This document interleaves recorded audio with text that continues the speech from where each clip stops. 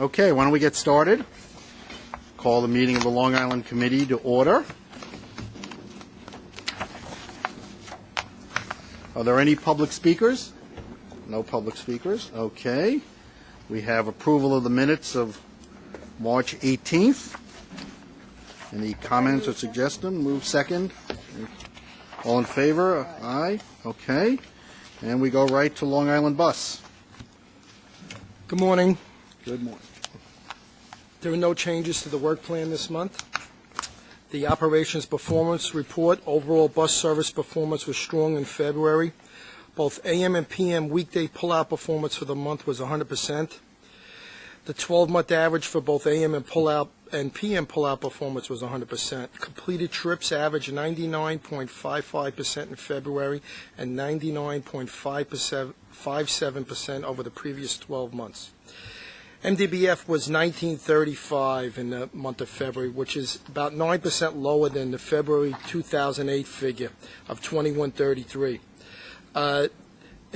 Basically, the problem is with the delivery of buses. They're not coming in as quickly as we'd like them to, and also the buses that are arriving, we are having problems with some rear doors and stalling on them. So the performance is not what we expected, and we're working on that with the vendor and various sub-suppliers. And that's all under warranty, right? It's all under warranty. Okay.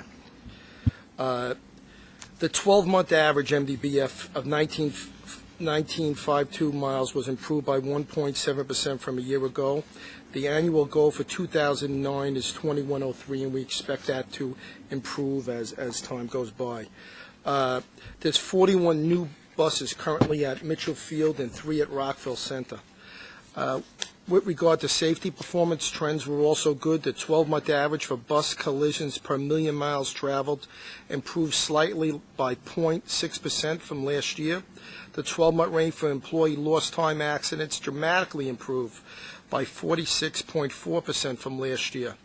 It should be noted that there were no lost time accidents for Long Island Bus in February of 2009, which is a great stat. Next is ridership. The total fixed ridership showed a 6.5% decrease for February 2009, but February 2009 had one less day. Last year was a leap year, so there was one extra day. So it was actually we had about a 2.4% decrease. The average weekday ridership for February 2009 was down by 2.3%, and average weekend ridership was down 6.9% compared to February 2008. When comparing ridership for the 12-month period ending February 2009 against the same period in 2008, the average weekday ridership was up slightly, 0.1%, and average weekend ridership was down 1.3%. February 2009 paratransit ridership increased by 8.8%, and for the 12-month, comparing the 12-month ridership against February 2009 against February 2008, paratransit ridership was up 7.3%. Our financial report fixed route fare box revenue for the month was $2.9 million, or 1.3% above budget, and year-to-date fixed route fare box revenue was 1% year-to-date below budget. Paratransit for revenue for February 2009 was $97,000, or 19.5% better than budget, and year-to-date it's slightly 8.5% above budgeted levels. February 2009 year-to-date actual non-reimbursable expenses before non-cash adjustments were $1.1 million lower than the budgeted levels. It's primarily due to lower fuel costs. We have no procurement or action items to report this month. We have 2 work plan items and 1 information item for the committee this month. The first work plan item is an update on our capital program for the first quarter of 2009. Major accomplishments include the delivery of the new buses, like I started off, the next generation of compressed natural gas low-floor buses. By the end of February, we had 30 of those buses in service. Currently, we have 44 in service. 100 buses are expected in total by the end of the second quarter. Long Long Island Bus continued acceptance testing of a fixed route vehicle system integration project, which uses a wireless system to upload automatic automatic passenger counts. So basically, when a bus pulls in at the end of the night, all the ridership from that day, when people got on and off, gets automatically wirelessly transmitted into the depot. This project is completion is scheduled for the second quarter of this year.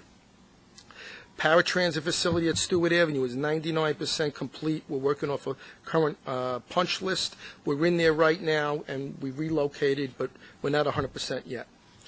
The second work plan item is our final review of the 2008 operating budget results. This report presents 2008 actual results for accrual and cash compared to the 2008 final estimate. The actuals are preliminary and reflect information as of April 3rd. The audited statements for 2008 are scheduled to be presented to the Audit Committee for approval later today. Financial results are considered preliminary until they are reviewed by the Audit Committee. We have one information item this month. It's regarding the N24. I'm going to ask Norm Silverman to step up and give you an update on what we're doing regarding the N24.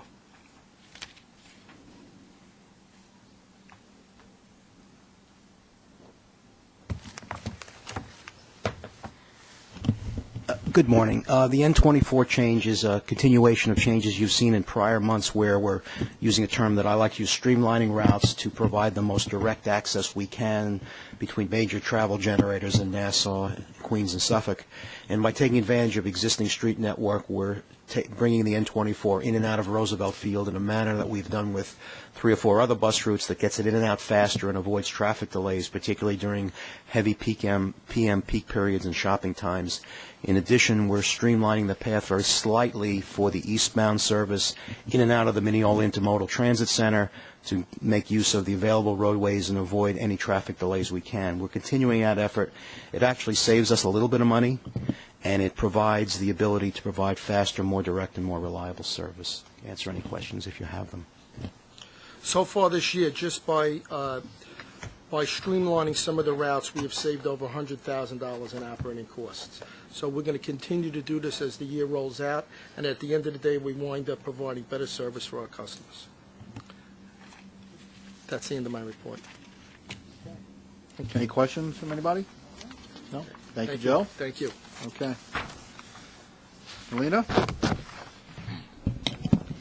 Good morning, members of the committee. I'm going to begin with some opening remarks. As you'll note, we have provided you with a copy of our anniversary, 175th anniversary edition of Along the Track. We are very proud this week to be celebrating our 175th anniversary. We were chartered on April 24th, 1834. So this Friday marks our 175th. And I would pause for a moment and say that it is probably doubtful that our founders envisioned what we would become 175 years after that April 24th, 1834 date. We're the largest commuter railroad in North America, serving 87.4 million customers on more than 700 miles of track stretching from Penn Station to Montauk, and of course many communities in between.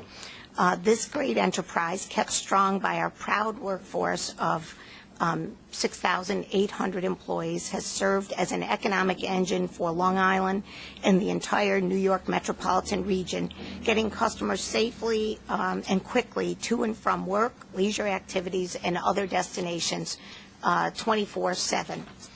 The decade to come will see continued efforts to modernize our operation as we get ready for the largest expansion of our service in recent times. And of course, I'm referring to the East Side Access Project, which will provide Long Island Railroad customers with a one-seat ride to Grand Central, providing a key second Manhattan gateway for our customers.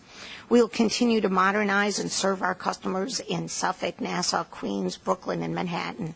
And I would like to pause for a moment and ask this committee to join me in dedicating this anniversary to the hardworking men and women at the Long Island Railroad, both past and present, who make this railroad the fine operation it is today and who will continue to serve the railroad in the future. We should do so. second that. Absolutely. Thank you very much. Absolutely. All in favor? And we have a number of events. If you're going through Penn Station today, you'll see our customer appreciation raffles where we have Mets tickets from Macy's offering. A lot of people were filling them out this yes, morning when I very walked by. good. Yes. Cirque du Soleil. Our customers love it, and they all participate. And we look forward to continuing to show our appreciation to those customers. Speaking of our customers, I'm going to segue to our ridership report. You know that we do continue to feel the effects of the economy and the weak job market. However, if there's any slightly good news, I'm going to just pause for a moment and try to parse it out. Our commutation ridership is down 4% over last year when you adjust for the number of workdays. The non-commutation, however, is also down only 4%. That's mostly the weekend and off-peak ridership. And last month that had been down, almost 8%. So, as I said, I'm trying to parse out the good news in this economy that we're facing and the challenges in today's job market. Our off-peak is, still down, but not down to the same extent it was last month. So we're going to continue to watch ridership and make sure we, try to adapt to this changing job market. With that, I'm going to turn to Mark for our financial report. Thank you, Helena. Since you've covered the ridership already, I'm going to pass over to Jerry Ring, and he can report on the budget results. Good morning. The Railroad's financial report for February can be found on page 6 of the Railroad section of your budget book of your financial report. With respect to revenue, total revenue was approximately 10% unfavorable to budget for both February and year-to-date through February. Year-to-date through February, fare box revenue totals $75 million, which was unfavorable to budget by 2%, or $1.3 million. Capital and other reimbursable revenue year-to-date totaled $19.6 million, which was unfavorable to budget by $10 million. However, this unfavorable variance is largely due to the timing of capital reimbursements for East Side Access and other capital project-related costs. Shifting to expenses, the railroad ran favorable to budget year-to-date and for the month of February by approximately 5%. Year-to-date total expenses of $274 million were favorable to budget by $16 million. Labor was on budget. However, year-to-date overtime was over budget by $2 million, largely due to weather-related overtime. Non-labor year-to-date was almost $18 million favorable to budget, primarily in the materials and supplies category and contracts. This is largely due to timing issues, and so there are no major financial issues to report at this time. The resulting fare box ratio year-to-date was 39%, which was favorable to budget by 1 percentage point. Also in the package this month, under the information section, is the 2008 year-end operating results. This reflects the highlights of the 2008 year-end financials, actual expenses versus adopted budget, and the final forecast, and also includes a summary of operating results towards the end of that section, covering mean distance between failure, employee availability, and customer satisfaction. That's the end of my report. Are there any questions? Any questions? Okay.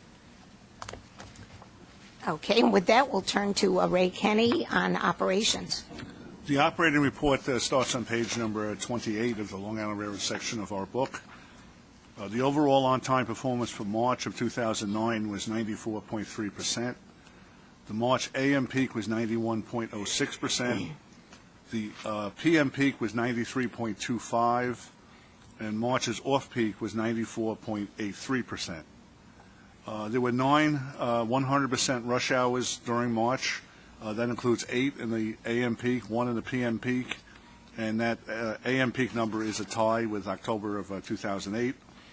AM car availability was met each day, and the mean distance between failure goal was reached for the total fleet. And the M7 MBDF was increased to 300,000 miles in 2009. We reached almost 298,000 during February. We had service start at the Mets Willards Point Station, a couple preseason games, and of course we've had the opening where we carried 15% of the gate. The one major issue we had is that we started off the month with a major snowstorm. That accounted for more than 1.5% of our total on-time performance. That knocked us down by more than 1.5%. That was the first significant snow we had since February of 2006. And we implemented a number of new measures and lessons learned from previous ones that allowed us to recover a lot quicker. We used some new snow fighting equipment that we had obtained. We ran an early release program on the second day. And we also had much better customer communication because this was the first major snowstorm using the new Public Information Office. The MTA Police Department assisted us with the work at Shea, getting through the snowstorm. One morning on March 13th, we had an automobile on the tracks in New Hyde Park very early in the morning, and the police helped clear that to save the balance of the rush hour. And also the alcohol ban for the St. Patrick's Day parades, both the one in New York City and the one at the end of the month that took place at Montauk. That concludes the operating report, and I'm ready if you have any questions. Any questions? No. Okay. Before I turn to our MTA Police report, I am going to introduce somebody who's seated here with us today, Robert Downing, who has joined Long Island Railroad in a safety position. I pause for a moment because this is one of the first times I'm referring to the Railway Safety Act that was passed at in October of 2008. As you may be aware, that Railway Safety Act was passed in large measure as a result of the tragic Metrolink accident that occurred in south of Los Angeles. In that legislation, while parts of it had been debated for a long time about hours of service, included in the legislation was a requirement to institute positive train control, which is a plan that requires and technology that requires us to have the ability to stop a train remotely if in fact the train is not operating in accordance with the entire signal system and the speed controls that we have in place. This will be a technological requirement. We are a host railroad. We have a freight contractor, New York and Atlantic, and we have to ensure that our system and their system can be controlled by positive train control. We have a very aggressive time frame, and this is, of course, nationwide on the Railway Safety Act. We have to institute positive train control by 2015. This will include our Grand Central operation, making sure that we plan for positive train control as well as throughout our system. We, of course, are guided by some requirements that are in place for Penn Station, and that is under the ownership of Amtrak.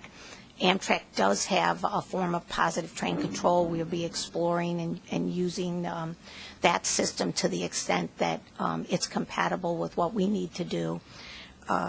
We have to file a system safety plan and an implementation plan for positive train control next year.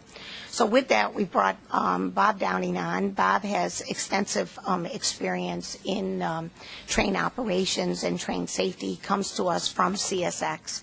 And we look forward to his assistance. And you'll be hearing more from Bob as he coordinates our effort both with Al Cosenza on the engineering side, Ray on the train operations side, and Bob bringing it together so that we develop a coordinated plan that involves both freight and our passenger service.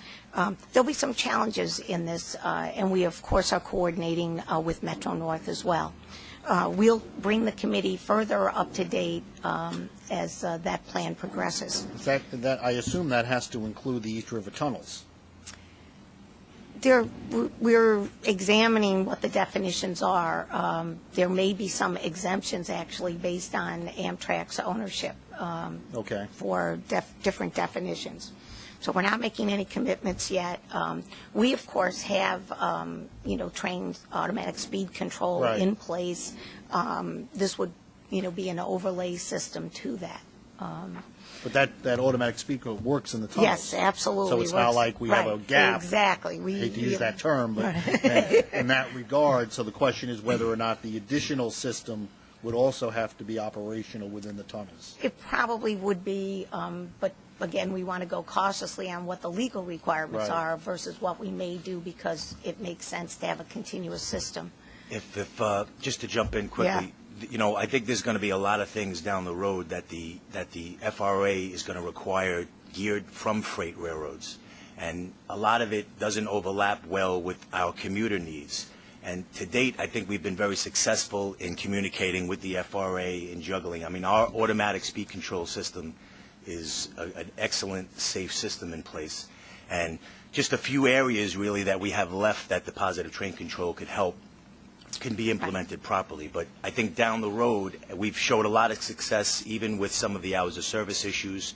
And the unions have been working closely with the FRA as well. President Obama just put Joe Szabo in place as the head of the FRA. So I think combining our needs with a lot of the regulations that are mandated through the freight railroads across the country, we have to continue to juggle. And welcome, Robert, and if we could all work together on succeeding at that goal, I think our operation will continue to run as safely as it has all these years. Thank you very much for those comments, Commissioner. I think you've hit it. There's a combination that There's a we lot of have to overlap. achieve. There's a lot of overlap, and it's just a lot of communication back to the FRA on what our needs are compared to the freight railroads. And we will schedule as part of our work plan a briefing for this committee. Okay. We're not quite there yet. As I said, we're Right. talking to Amtrak. There is a system they're using that we believe the FRA is going to endorse, and it's called Access. And we'll be examining what the opportunity is for us. As Commissioner Tessitore mentioned, we do have some areas that are not covered by automatic speed control, and we do need to look at what the solution would be there. And whether we can we're naturally going to have to do a phase-in. Right. But we'll be outlining, what our plan is as we go forward. The statute allows for a phase-in? With full implementation by 2015.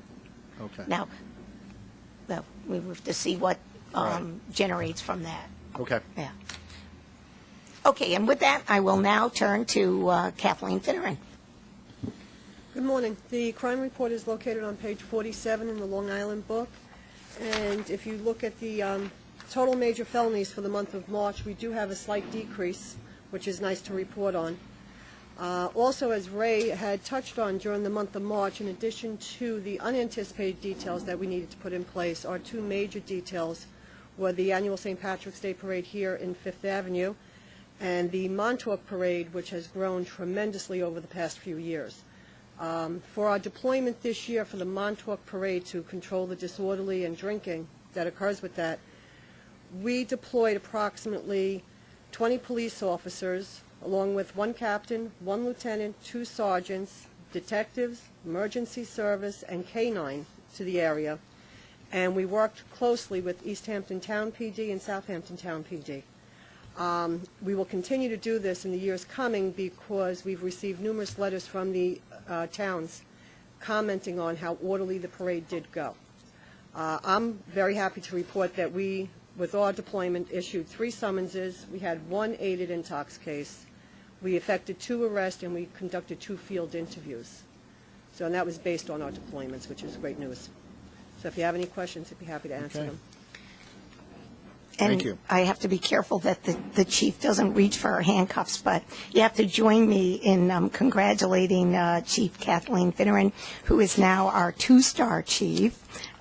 She has received a 2nd star in recognition of her outstanding performance of her duties for MTA Police. I, of course, am very proud of the operation Kathleen conducts for the Long Island Railroad. The transition into the new headquarters at the JCC has just been outstanding. The deployment of staff and her use of resources covering our 700 miles of territory has just been terrific. So if you join me in congratulating her on that 2nd star. Well done. Congratulations. Congratulations on Thank you behalf very of the much. committee. Congratulations. Okay, and with that, Kevin That Thompson. still means you show up every month, right? Yeah. I'll be here. And Kevin Tomlinson on the capital program. Good morning. The capital program highlights for March are found on page 50 of your book and includes 5 milestones: the beneficial use of the new diesel fueling facilities at Richmond Hill, the beneficial use of the improvements at Long Island City Passenger Yard, the design completion for the replacement of the escalators at Merrick, Belmore, and Massapequa Park, and the design completion for the elevator replacement at Great Neck Station. Finally, the design start for the fit-out of Jamaica Central Control Theater also was accomplished this month. The standard project updates for the Central Islip Police Facility, Atlantic Avenue Viaduct, East Side Access, Atlantic Terminal, and the Mainline Corridor Improvements Project are found on page 51 of your book. If you have any questions, I'll be happy to answer them now. What's the completion date estimated on the centralized traffic control? Hold on one second, Mitch. Let's see, it says starting in 2010. Yes, we have the completion date for this is for the design right now. Right. Let's see. Construction will commence in late 2010, and design will be completed third quarter of 2010. And we plan to start construction immediately afterwards. Right afterward. Yes. And what is it, a 1 or 2 year construction timetable? I don't have the information here. I would assume probably along that lines. I will find out, get back to you. But I would assume probably a year and a half. Because that will bring everything together finally in one place. That's the intent. Correct. After all these years, to put everything in one place so that the operators can see the entire system at once, to the Yes. extent it can. Right. Okay. Good. Any questions from the committee on capital? Okay. Next. Okay, and with that, we're on the information items. And if you'll note from page 54 through page 79, we have the 2008 year-end report that Jerry Ring referenced. If you have any questions, we're happy to answer them. There was really nothing new. This is, the same report that we presented in December. Right. And with that, And this goes to the audit committee today. Okay. And then on page 80, we do have a staff summary which summarizes our schedule changes. Again, we work hard to inform our customers that we do have to do schedule changes to ensure that we can do full maintenance on our system in the summer. We use those critical summer months to get as much done as we can. As you will note that we're supporting construction activities this summer with tie replacement, Long Beach, Atlantic branches. We're continuing the viaduct work, and we're also doing some work on the direct fixation system, of track in Amityville. So all of the schedule changes are detailed, and they will continue through the summer and allow us to do that construction. If you have any questions, we'd be happy to answer them. I also have a information item regarding a joint procurement on fuel, and that is a procurement that was done with Metro North. They will be presenting the staff summary, but we include in our book information on that joint procurement, and you'll note that it was started out as a sealed bid, was converted to a competitively negotiated procurement, and results in a contract that Long Island Railroad would award in an amount not to exceed $103 million for diesel fuel. And if you have any questions, we'd be happy to answer that. The full staff summary follows the information sheet. With that, we have one action item, and that is on page 88. And it's a staff summary covering our proposed use of parking funds to rehabilitate the Montauk parking facility. That is a facility that is clearly out of state of good repair. It's in need of, complete refurbishment. We would demolish the existing parking lot, rehabilitate 100 to 120 parking spaces within the existing footprint, installation of curbs, and creation of ADA parking spaces. Needless to say, this is something that the Montauk Chamber of Commerce absolutely supports and has been asking for. and we would like to move forward on that. This requires a vote. Thank you. Are we the maintainer afterward? We actually are in conversation with Montauk. With the town of East Hampton? Town of East Hampton and with the chamber, Okay. just to determine whether there's any other ways in which we might want to go forward. Right, because we did do that with the town of Brookhaven on Yes. two parking lots at Ronkonkoma, and I know that has worked out well, at least with the first one, and the second one, of course, is under construction. So one would hope that the town of East Hampton would step up like the town of Brookhaven stepped up and, make it a partnership. We have no problem in building it. It's a lot easier for the town to maintain it than it is for us to send forces out there to maintain it, I would assume. And we are embarking on those conversations right now. Okay. Because we think, the same thing. Yeah. We could make the investment, they could maintain it. Right. And there may be opportunities if they wanted to discuss parking revenues that we would be open to. Okay. Any other questions on it? All in favor? Aye. Okay. You have other, And with that, we're going to turn to the procurements. Procurements? There are 3 procurements. All of them are non-competitive in this month's package, totaling $841,000. I'm going to highlight again, we have a joint procurement that covers Long Island Railroad, Metro North, and Sertoa. We all use case equipment, which is equipment used, a backhoe and excavation equipment. And then there's different loaders for heavy equipment. And this was a joint procurement, and each railroad will operate and maintain the equipment and use the maintenance requirements on an as-needed basis. I also have in this month's procurement package a sole source personal services contract with Don Nelson. I want to highlight that. Don has done an outstanding job in the past year. We'd like to continue his services for Jamaica Capacity Improvement Project, as well as other special projects, including our ongoing effort with Metro North to better align the railroads in terms of the services they deliver and the experience that the customer gets when riding on either railroad. We want to ensure that that customer experience is similar. We also will be utilizing Don's services with regard to Penn Station access and Penn Station simulation drills that will take place, analyzing, Amtrak's slots, Metro North, potential access to Penn Station, and existing Long Island Railroad slots. With that, we ask for a vote on the non-competitive procurements, and of course, I'll answer any questions. any questions on any of the 3 items? All in favor? Aye. Okay. And there are no ratifications this month, and with that, we thank the committee. And we look forward to the 175th anniversary on Friday. That's the anniversary. Yes. Thank you very much. I know Ray was Yes. there at the beginning, so he'll be. That's right. Yeah. Thank you, everyone.